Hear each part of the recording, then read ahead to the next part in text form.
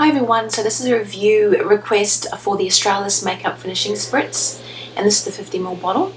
Thank you to Becca Juliana for requesting this. Apologies, it has taken me a while to get this review in place, but as I did mention, I wanted to try under all some different conditions, as well as the different brands and types of makeup that I have. For example, mineral powders, just standard powders, liquid foundation, mousse, etc, as well as days where I was using primers, without primers, where I use this over or under makeup, or a combination of both.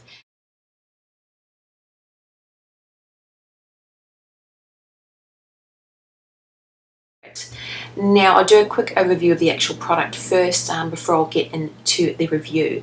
Now the one that I've actually been using, and to see that I've basically used quite a bit of it, this is the 50ml version. This is like the limited edition, I suppose you could call it mini or travel size one. The actual full size is a 150ml bottle. But this is the one I've been using, the 50ml. As I said, it's a limited edition. You can purchase this at Kmart. I got it at Kmart for $5.95 Australian.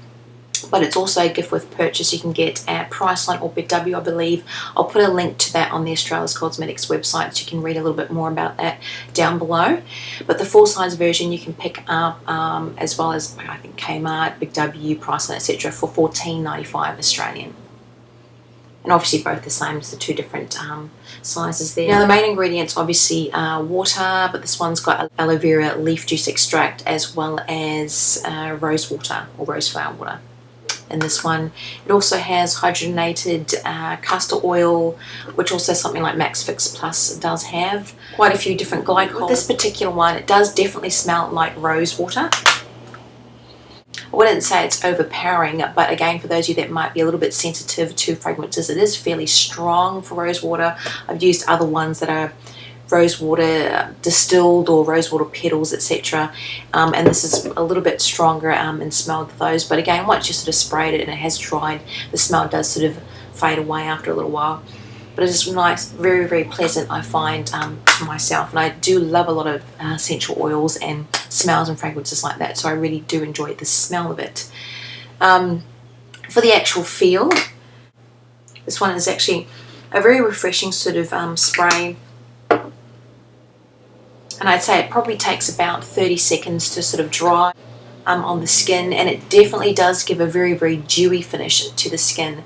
Now I found it best when I was actually using this, instead of maybe holding it maybe 20 centimeters away from my face. I found the best way to sort of apply it was to hold it at arm's length, and that's for myself, arm's length, and then sort of spritz it. I found that any closer to that, it really gave a high concentration. I think just the way that the actual the pump is, and it was literally too strong. It literally gave me a very sort of wet, overly dewy sort of finish to the face. And I did find that it was a little bit, I wouldn't say unpleasant, but it was more of that grease ball effect, which some people might understand if they maybe use a Max Fix Plus too close to the skin. But overall, my overall thoughts on this product after using it for a month or so under all the different conditions, I found it was best, or it worked best as a makeup holder or setter when I was using maybe my mineral powders. I found that quite interesting, or my sort of loose powders. Gave me a nice sort of dewy finish rather than a sort of cakey finish. Now I don't apply a lot of makeup anyway, but really, as far as a makeup staying effect or making the makeup last all day, there really wasn't much an effect. I really want to say that there was, because I really do like the Australis brand, but in comparison to Max Fix Plus, which I'm not a big fan of anyway, I recently gave a full backup bottle away. I do love my Model in a Bottle. I do love the Model Co as well, airbrush setting spray for holding my makeup, but I found in comparison this just didn't sort of cut it.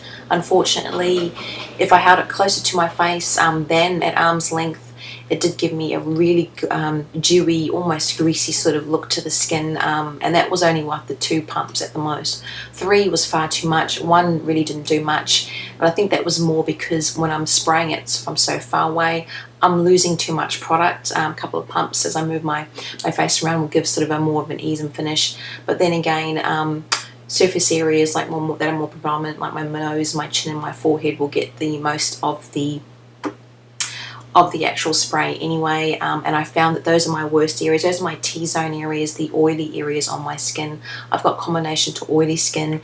Sometimes around my my cheek area during maybe the colder months is a little bit drier, but when it's now spring, summer, there's definitely combination to oily, so just normal to oily, and like I said, around the T-zone. Now that was hitting my T-zone, and unfortunately it's probably took makeup off. I'm not exactly sure, but it certainly did not set the makeup.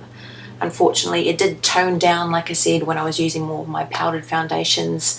When I used any of my mousse or my liquid foundations, the dewy effect was probably a little bit too strong. I'm not a big fan of the overly shiny effect. I do love the natural effect of the skin.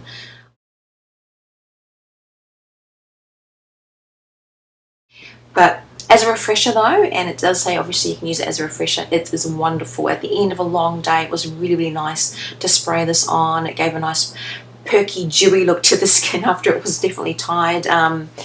It was definitely nice on the hotter days as it's been warming up.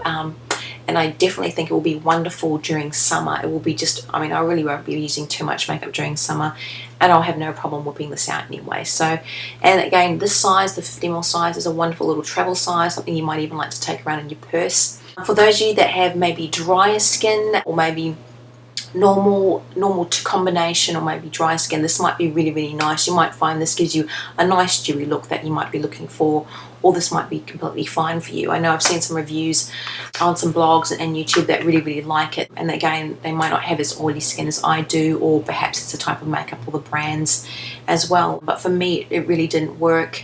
I also had some feedback from xofemmebeauty. She did mention it gave quite a dewy look to her skin, probably too dewy for her.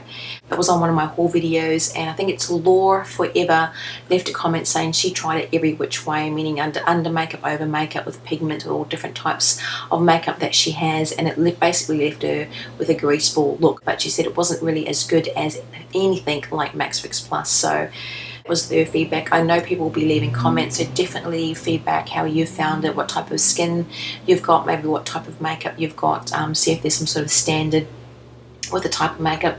But then again, I may say this, and someone with combination to oily skin might say they absolutely love it. And it's definitely just whatever you find. But this is just how I found it. But thanks again, guys, for your support, for watching the channel, for the feedback as well. And again, I'm working through other different reviews. I have got another one coming up on the Nye Final Seal.